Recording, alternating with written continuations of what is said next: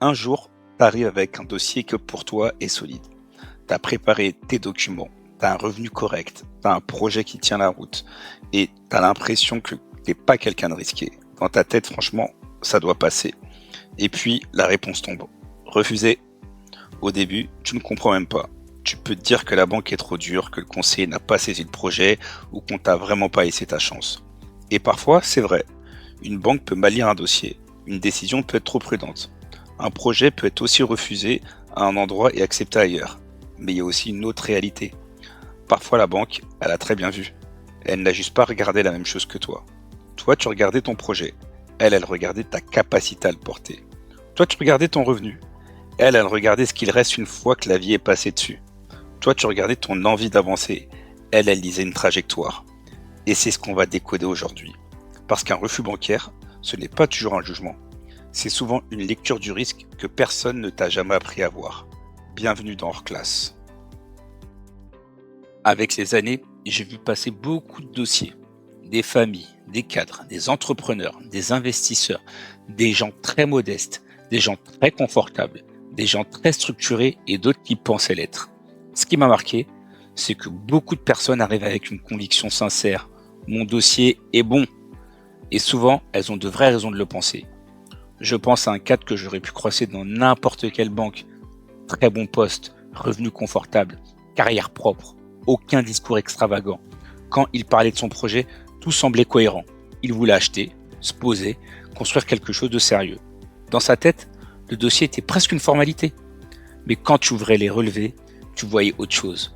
Le salaire entrait fort chaque mois, puis ressortait presque entièrement. Pas de gros accidents, pas de folie visible, simplement une vie devenue chère, des engagements accumulés, un train de vie qui avait suivi le revenu et au final, très peu de marge. Lui pensait présenter un bon salaire. La banque, elle voyait une structure tendue. C'est souvent là que le malentendu commence. Le client raconte son projet avec ses mots, avec son envie, avec son effort. La banque, elle, lit une situation complexe. Ceux qui entrent, ceux qui sortent, ceux qui restent et ceux qui peuvent encore tenir si quelque chose bouge demain. Le client peut être sincère quand il dit qu'il gagne bien sa vie, qu'il n'a jamais eu de problème ou que son projet est sérieux. Mais côté financeur, ces éléments ne suffisent pas. Il faut que les comptes, la marge et la structure racontent la même histoire. La différence est énorme parce qu'une banque ne finance pas seulement une envie, elle finance une capacité à tenir dans le temps.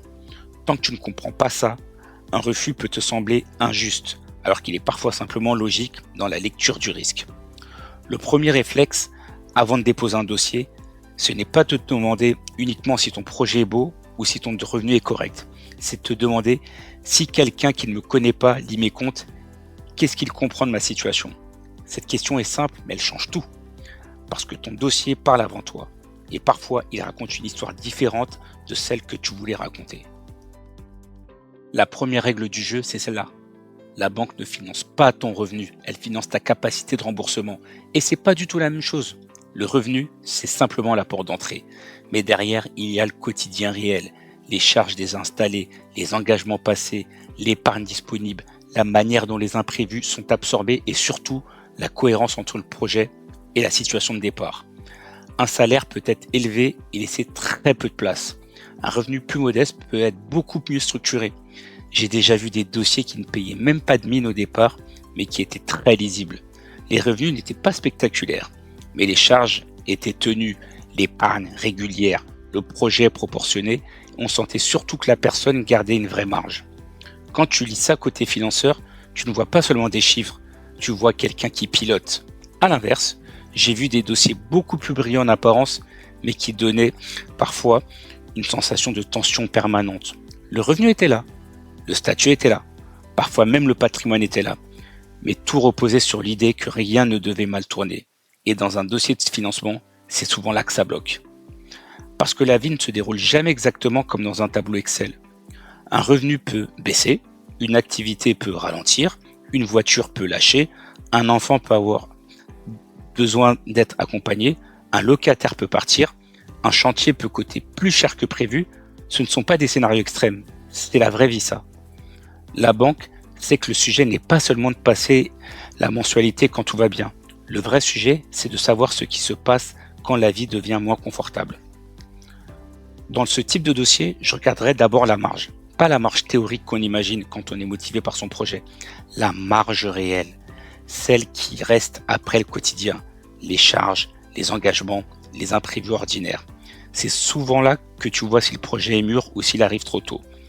Et ce n'est pas honte d'avoir un projet trop tôt. La vraie erreur, c'est de vouloir forcer un dossier qui n'est pas encore prêt, au lieu de comprendre ce qu'il faut renforcer. Parfois, il manque pas grand-chose.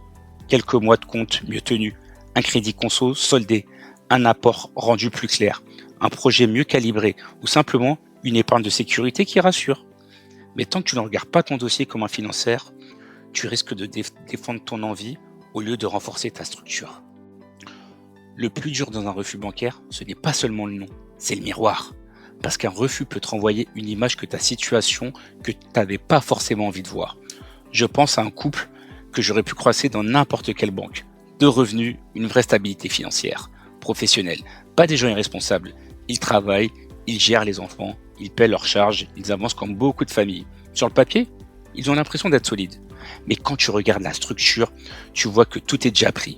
Une fois le logement payé, les voitures, les assurances, les anciens crédits, les frais liés aux enfants et toutes les charges installées au fil du temps, il ne reste que plus de respiration.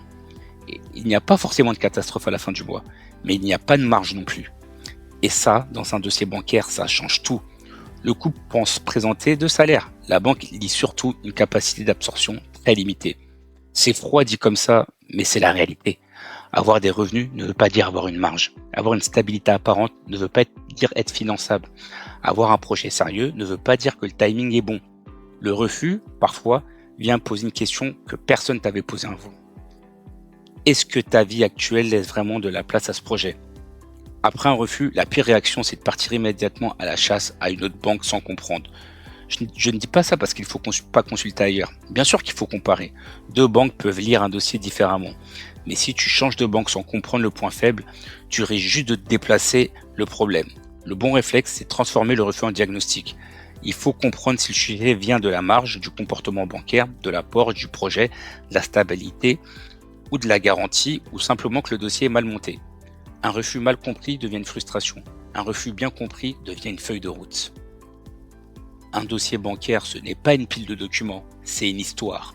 Et cette histoire commence bien avant la demande de crédit. Elle commence dans les relevés, dans les habitudes, dans les arbitrages, dans la manière d'anticiper, dans ce qui a été préparé ou laissé au hasard. L'erreur que je vois souvent, c'est de penser qu'un dossier se résume à une série de justificatifs. On rassemble les bulletins de salaire, les avis d'imposition, les relevés, les tableaux, le compromis, le business plan, et puis on imagine que le travail est fait. Mais côté financeur, ce n'est pas comme ça que ça se lit. On cherche une cohérence. Est-ce que les chiffres racontent la même chose que le discours ? Est-ce que le projet correspond à la situation ? Est-ce que la personne garde une marge ? Est-ce qu'elle anticipe le risque ou est-ce qu'elle l'ignore ? Est-ce qu'elle pilote ou elle subit ? Je me souviens de dossiers d'entrepreneurs qui avaient du chiffre d'affaires, parfois même une belle activité commerciale. Quand tu les écoutais, tout allait bien. Les clients étaient là, le carnet de commandes existait, l'entreprise tournait. Mais en ouvrant les comptes, tu voyais la tension. Les fournisseurs étaient payés tard. La trésorerie était courte, les charges sociales pesaient, les investissements étaient repoussés et la croissance consommait plus de cash qu'elle n'en créait. Le dirigeant pensait monter une entreprise qui marche. Le financeur voyait une entreprise qui avance avec très peu d'oxygène.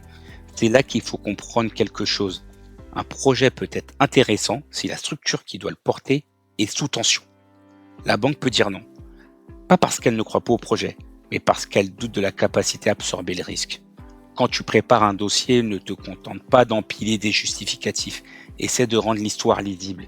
Il faut que la personne en face de toi comprenne d'où tu pars, ce que tu veux faire, pourquoi c'est cohérent, comment tu rembourses et quelle marge tu gardes si le scénario n'est pas parfait. Pas besoin d'écrire un roman. Mais il faut que le projet ait l'air pensé, pas seulement désiré. Un bon dossier ne dit pas « fais-moi confiance ». Un bon dossier montre pourquoi la confiance est possible.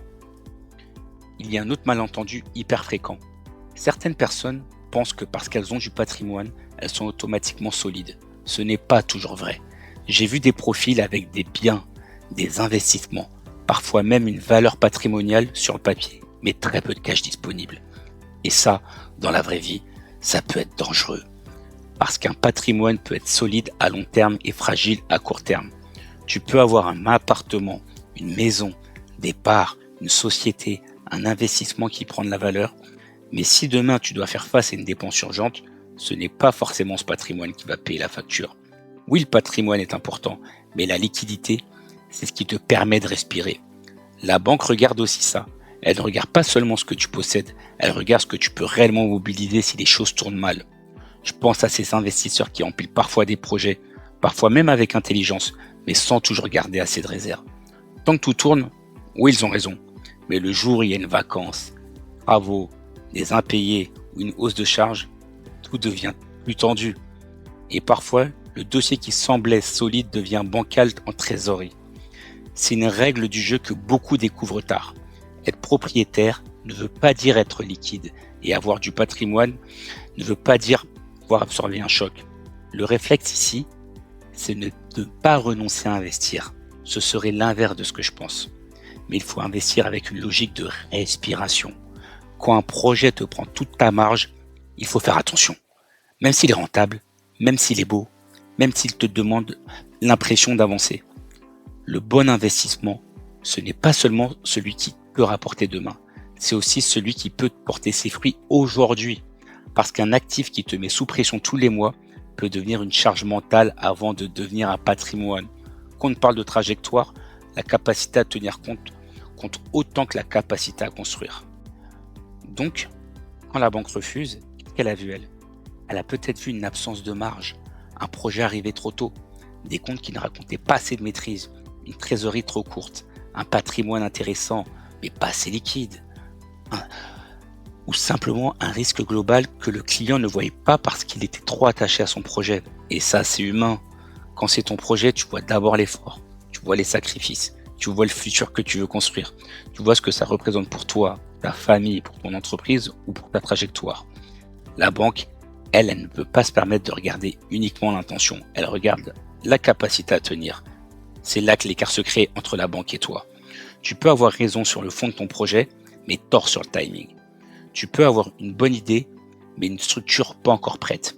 Tu peux être sérieux, mais présenter un dossier qui ne le montre pas assez. Tu peux avoir du patrimoine, mais pas assez de liquidité. Un refus bancaire ne dit toujours pas « ton projet est mauvais ». Souvent, il dit plutôt « dans l'état actuel, le risque n'est pas assez lisible ». Et cette nuance, elle change tout. La bonne question après un refus, ce n'est pas seulement quelle banque peut dire oui. La bonne question, c'est qu'est-ce que je dois rendre plus lisible? Parce qu'un dossier lisible rassure. Et lisible, ça ne veut pas dire parfait, ça veut dire compréhensible. On doit comprendre les revenus, les charges, la marge, le projet, le risque et la matière dont tu vas tenir si tout n'est pas parfait. C'est ça une trajectoire finançable. Pas une trajectoire sans défaut, mais une trajectoire que le financeur peut lire, mesurer et défendre. Pendant longtemps, j'ai cru qu'une banque finançait surtout des projets. Avec le temps, j'ai compris qu'elle finançait surtout des trajectoires. Et parfois, ce qu'elle refuse aujourd'hui, ce n'est pas ton rêve, ce n'est pas ton ambition, ce n'est même pas forcément ton sérieux. C'est le risque que ton dossier raconte, même si tu ne l'as pas encore vu. Alors oui, un refus peut être frustrant, mais il peut aussi devenir très utile, parce qu'il montre ce qu'il faut renforcer. La marge, la méthode, l'apport, la trésorerie, la présentation, la cohérence ou la capacité à porter le risque. Le sujet, ce n'est pas seulement d'obtenir un oui. Le sujet, c'est de comprendre les règles du jeu. Parce que dans la vie économique, beaucoup de gens découvrent les règles au moment où elles leur tombent dessus. Or, classe existe pour faire l'inverse. Comprendre avant de subir, lire avant de signer, structurer avant de demander et avancer, mais avec les bons codes.